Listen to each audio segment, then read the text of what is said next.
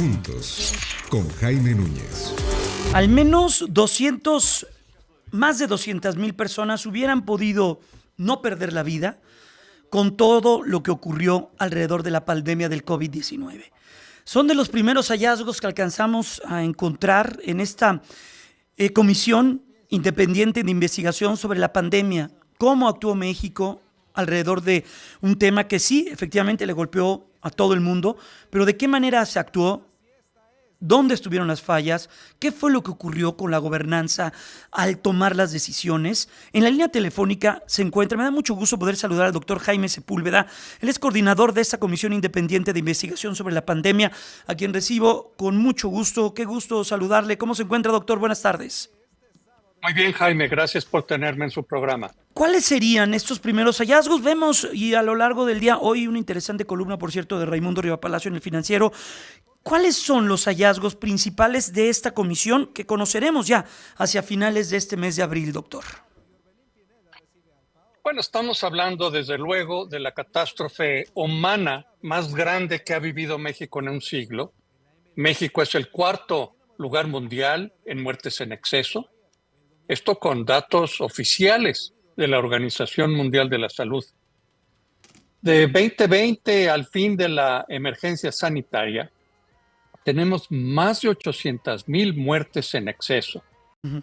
Y si tomamos esa cifra que las autoridades en su momento consideraron como muy catastrófico, ¿te acuerdas? 60,000 muertes era lo que decían, sí, como el escenario más catastrófico. Uh-huh. Pues la verdad es que las 800,000 reflejan 13 veces más que el escenario más catastróficas.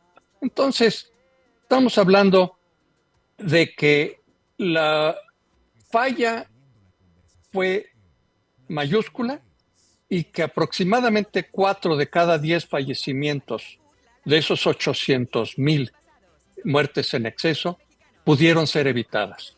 ¿Falla que se localizaría en dónde, doctor? ¿Cuál sería principalmente esa falla?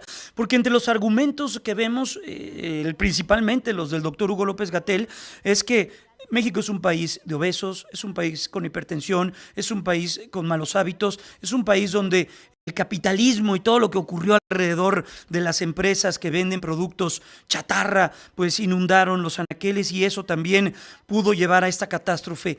¿Es válido ese argumento?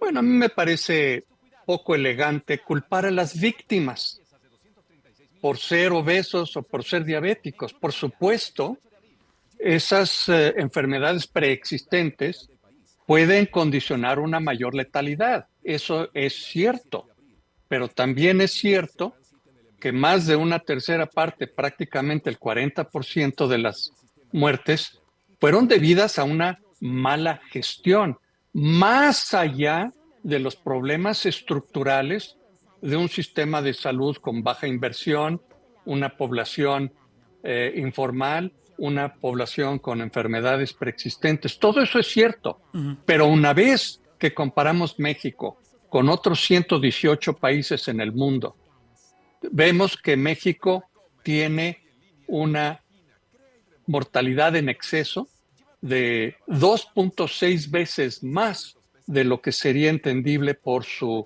población y por esas condiciones estructurales. Estas fallas serían mala comunicación, todo el tema que existió alrededor del uso del cubrebocas. ¿Serían estas fallas las principales ocasionantes o detonantes de las muertes que no tuvieron que haberse registrado en este conteo, doctor? Bueno, estamos hablando en nuestro reporte como conclusiones preliminares, uh-huh, porque el informe lo vamos a presentar hasta final de mes. Y aquí estamos atendiendo solamente a los asuntos de impacto en salud, pero también estamos midiendo impacto en educación, impacto en la economía, en la salud mental, en las multitudes de huérfanos, más de 200. Eso es lo que te iba a decir. La gente, vaya, ¿no? En algún momento hablamos con la gente del Redim en su momento, en el momento más duro de la pandemia, doctor, y no sabía, el gobierno no tenía un registro de los niños, niñas que habían quedado en la orfandad. Tenemos 215,000 niños que quedaron huérfanos, que es la mayor cantidad en cualquier país del hemisferio occidental, en las Américas. De manera que sí, hubo fallas de todo tipo, de comunicación, de gestión de la pandemia, de gobernanza, de un mal liderazgo al más alto nivel. Estamos platicando con el doctor Jaime Sepúlveda, él es coordinador de la Comisión Independiente de Investigación sobre la Pandemia del COVID-19. Doctor, sobre estas conclusiones y los temas, porque también abarca, es muy amplio el estudio, el tema socioeconómico, lo que ocurrió con los más vulnerables, también ahí hay un impacto terrible en esos estratos de la población. Sí, hemos visto que hubieron grandes problemas en el acceso a servicios, sobre todo de grupos vulnerables, de población indígena en particular. Es decir, fueron los más pobres los que más sufrieron. Porque además, muchas de las ayudas sociales acabaron gastándose en gastos de bolsillo, en atenderse en farmacias adyacentes, a consultorios adyacentes a farmacias. Es decir, de hecho, la pandemia aceleró una privatización de la salud en México por las fallas del sistema público de salud. En tanto, el tratamiento de la pandemia a nivel local, ¿hay algo que refleje el estudio? ¿Qué ocurrió, por ejemplo, en entidades con menor densidad poblacional, con mayor población rural que urbana? Vaya, ¿se conocerá también a profundidad hacia el final de este mes datos sobre esto que ocurrió en el país? El país es muy amplio, es muy grande, es muy diverso. ¿Tendremos también esa particularidad, doctor? Sí, podemos observar ya en el reporte que tenemos en la página web, en el sitio de internet, comisioncovid.mx. Ahí está plasmada una gran cantidad de información, gráficas que comparan entidades federativas. Ciudad de México, Tlaxcala, Estado de México son las 3 entidades que registraron un mayor exceso de mortalidad. Hay otras entidades en el sureste que les fue menos mal comparativamente. Hay estados como Jalisco que tuvieron francamente un buen desempeño en términos comparativos. De manera que ya en el sitio internet comisioncovid.mx pueden verse esos diferenciales entre entidades federativas. Aquí lo estoy observando, doctor. También la baja en la expectativa de vida es otro de los datos que no hay que perder de vista.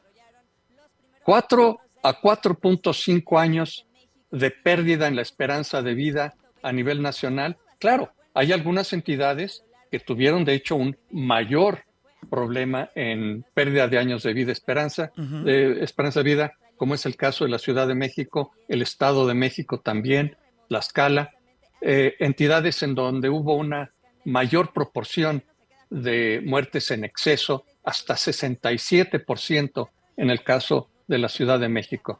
De manera que esto es algo, Jaime, que nos va a llevar como país muchos años para recuperar. Es una especie de COVID largo, social, el que tenemos, y que habrá que hacer todo lo posible porque una catástrofe de esta magnitud no nos vuelva a ocurrir. Tenemos que aprender para no repetir. Y también no perder de vista a los más de 4,000 médicos, enfermeras, doctores que murieron. Ellos en primera línea de combate y murieron, doctor, porque no estaban suficientemente informados y protegidos. En efecto, creo que se desatendieron grupos vulnerables, se desatendió al personal médico de enfermería de una manera que no debe volver a suceder. El no haber permitido vacunación para médicos en hospitales privados, pues es imponer de entrada desigualdades que no se pueden permitir. Claro.